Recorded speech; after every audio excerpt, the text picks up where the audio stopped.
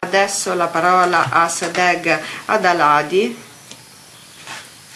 la Federazione del Movimento Democratico dell'Azerbaigian. Grazie mille. Membri del Parlamento italiano e del Senato, signore e signori, per conto del Movimento Democratico Federale dell'Azerbaigian e come membro del Congresso delle Nazionalità per un Iran federale, desidero esprimere il mio apprezzamento nei confronti dell'UNPO, il senatore Perduca, e soprattutto a Maggie Murphy, che ci conferisce l'opportunità di sottolineare e discutere gli ostacoli che impediscono la transizione della società iraniana verso un sistema democratico.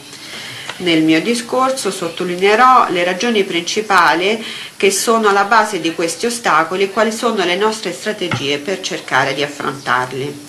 La ragione principale che spiega la mancanza di democrazia in Iran è il dominio di una dittatura religiosa autoritaria nel paese. Per più di 30 anni il paese è stato governato dai cosiddetti leader teocratici. In Iran lo Stato è governato dalla guida divina o da funzionari che vengono considerati come guidati dalla divinità. La teocrazia è quindi l'ossatura del sistema di potere dell'Iran e per questo motivo lo Stato non solo impedisce tentativi nei confronti del progresso e dell'innovazione, ma anche impedisce la libertà di pensiero, di coscienza, di espressione di opinione e soprattutto è tutto ciò su cui dipende la democrazia. La Costituzione della Repubblica Islamica dell'Iran prevede che la religione ufficiale dell'Iran sia l'Islam, con una preferenza chiara alla religione sciita. Ciò significa che questo mette assolutamente a repentaglio la solidarietà del popolo iraniano. Infatti rifiuta il concetto di diritti civili degli iraniani e classifica i cittadini in cittadini di serie A e cittadini di serie B, e questa Costituzione nega le nazionalità non farsi, quindi i musulmani sunniti, le donne e i religiosi. La seconda indicazione della mancanza di democrazia è l'assenza degli iraniani non persiani nel panorama politico del paese. Per esempio, sebbene i turchi iraniani rappresentano la nazione principale, non vengono coinvolti nel potere politico. La Repubblica Islamica dell'Iran continua a praticare la tradizione Pahlavi del non assimilare le nazionalità non farsi, che all'inizio del XX secolo, attraverso un piano politico molto lungo, ha impedito l'utilizzo della lingua e la pratica della tradizione culturale. Il regime islamico opprimente non solo ha continuato, ma ha rafforzato le politiche di assimilazione dello Shah. L'intenzione era quella di indebolire lo sviluppo delle nazionalità non farsi e di emarginare il loro ruolo nella società iraniana. Quindi negare le nazionalità diverse dal farsi non soltanto ha garantito il monopolio del potere, della conoscenza e del dominio da parte delle autorità di governo, ma ha causato anche la restrizione del pensiero analitico e critico, la discussione ed anche la messa in discussione. Paulo Freire, un famoso educatore brasiliano, ha chiamato questa procedura la violazione della struttura del pensiero. Lo sviluppo economico delle regioni non farsi in Iran, inoltre, sono state influenzate negativamente da questa politica. Per esempio, il tasso di investimento nella provincia del Kerman è stata di circa 300 volte più alta rispetto a quella dell'Azerbaigian. Prima della rivoluzione islamica nel 1979, l'Azerbaigian meridionale era la seconda provincia industriale del paese. Alcuni anni dopo è scesa al 17° posto.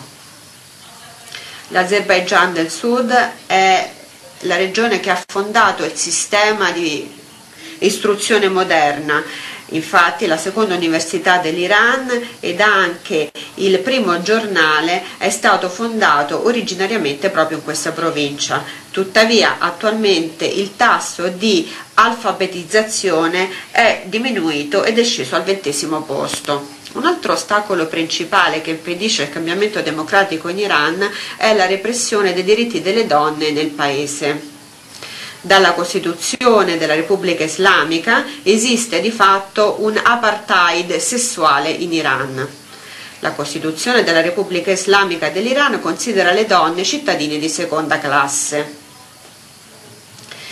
Inoltre, dopo la Costituzione della Repubblica Islamica nel gennaio del 1979, sono state introdotte alcune restrizioni come l'utilizzo obbligatorio dell'hijab e l'esclusione delle donne da determinati impieghi. Per esempio, le donne non possono essere magistrati.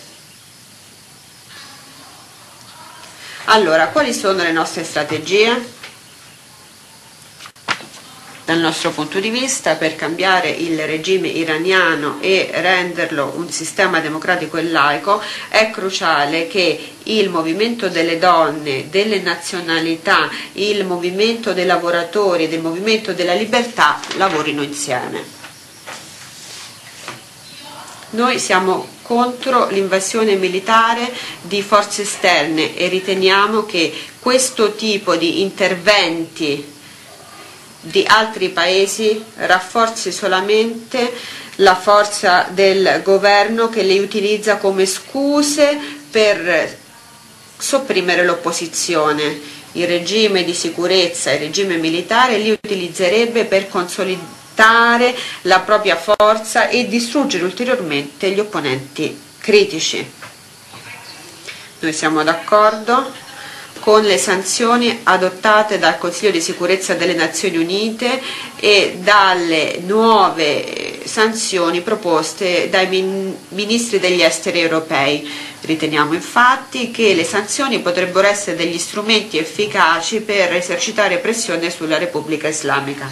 Tuttavia le sanzioni dovrebbero essere mirate direttamente al governo iraniano e non dovrebbero mettere a repentaglio il pubblico innocente. Dal nostro punto di vista, una delle ragioni principali della longevità della dittatura in Iran è stato il fatto che tutto il potere politico sia stato centralizzato a Teheran.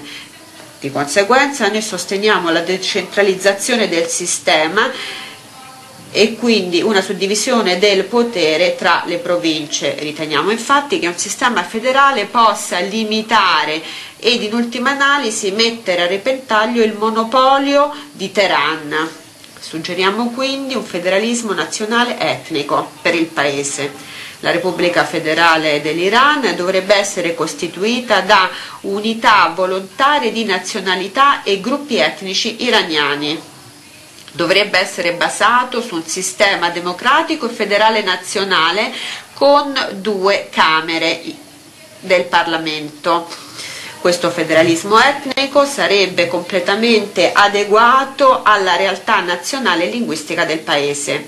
Riteniamo che solo questo assetto possa unire il popolo che vive nella geografia politica dell'Iran, garantendo laicismo, diritti a tutti i cittadini e accettando la multinazionalità dell'Iran e la lingua di tutte le nazionalità che vivono in questo paese e possa così sostituire l'attuale struttura politica con un federalismo etnico. Grazie mille. Thank you very much, Sadegh Adallah.